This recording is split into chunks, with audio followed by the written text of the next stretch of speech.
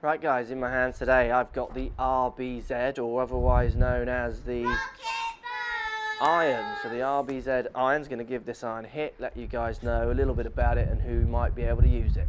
Let's get stuck in.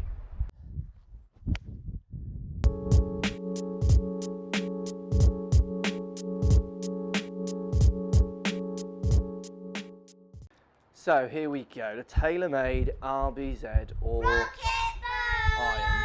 These irons are interesting. Obviously they've got all the buzz around the name, which is building up with the fairy wood and the drivers, which TaylorMade are fantastic at doing. First impressions when I get this club, it's quite nice. It looks good. What I do like about it is it's not as long looking as their irons normally. It's more of a squat head design, which is prettier. It's got this kind of greyish matte finish. You've got a variable face thickness set, so the longer irons have thinner faces for springier faces, thicker soles, more hollow inside, and then as it gets down into the scoring irons, they start becoming thicker faces, slightly more shaved off design. So they're giving you a set that launches high in the lower lofted irons and then normal launches as you get into the scoring irons. So it's a clever set design. Now look, the thing with TaylorMade, it's quite interesting. This is my demo one I'm going to hit here today, and it's a 7-iron. TaylorMade, for the last X amount of years of our demos, have been sending us 6 irons. If you look at the specs on this club, this is much closer, almost the same as the actual 6-iron I use. So what they've actually sent us is 6 irons with 7 irons printed on the bottom. And this is often really where they're getting all their distance from.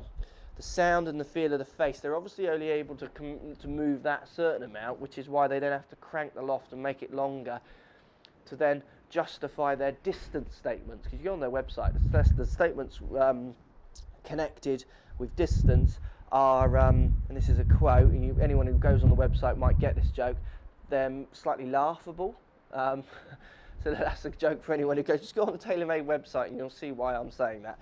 So look, let's give it a hit and see what it's all about. Like, I've got a 7-iron here, so it's a decent looking iron. I could actually use this iron looking down at it.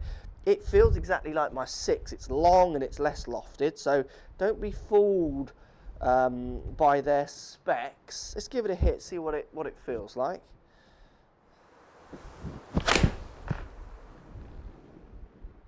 Okay, feels pretty good off the face, feels exactly what I'd expect from TaylorMade. Quite a fast feeling launching club. They pimp up the sound to make it really feel like it's coming off the face fast. Let's give that another hit.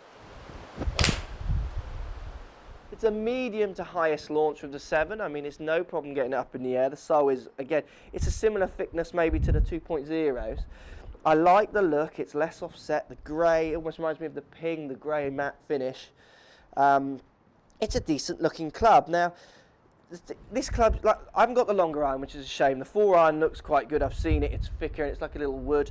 It will come off. I've heard it be hit as well. It comes off with that tingy kind of rescue sound, that more hollow sound, which is great for golfers who want a bit of help with their longer irons, but then want more classic going into their shorter. I get all that.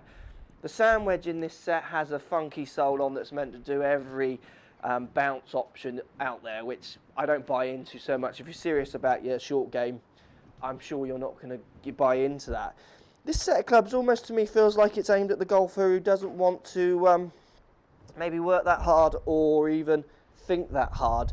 You know, you can go into a shop and someone could quite easily sell you this, saying this iron will do everything for you. You don't have to do anything. So long irons are going to go up in the air without you doing much. Short irons are going to go in lower with great accuracy. Blah, blah, blah. Look, I'm not taking away from the set. I think it is a good set of irons, and there are people out there who want sets of irons that they don't have to think about much. It does all, you know, it does everything for them. But I don't know, you've got to read between the lines with TaylorMade often. Let's give it another hit.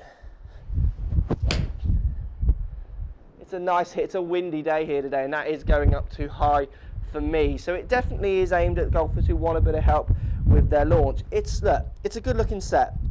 You've got to start really realising what you're being spec'd up to with this set of irons. So you might say they go a long way.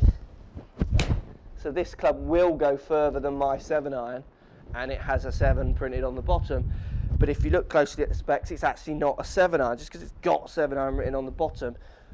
The loft and the length is what make up really what iron you're using. But it's a good feeling iron. So that's the RBZ iron. That was a bit more forward flight. Let me know, guys. What do you think? Do you buy into it? Are you encouraged by the hype? Does it put you off? Let me know. You know, the RBZ irons, or the, it's good. I get what they're doing. Longer irons, higher. Medium irons, more scoring irons, going a bit lower. You just got to read a little bit between the lines. Good club. Let me know what you think. Post comments. Always like to hear what you guys got to say. Thank you for watching.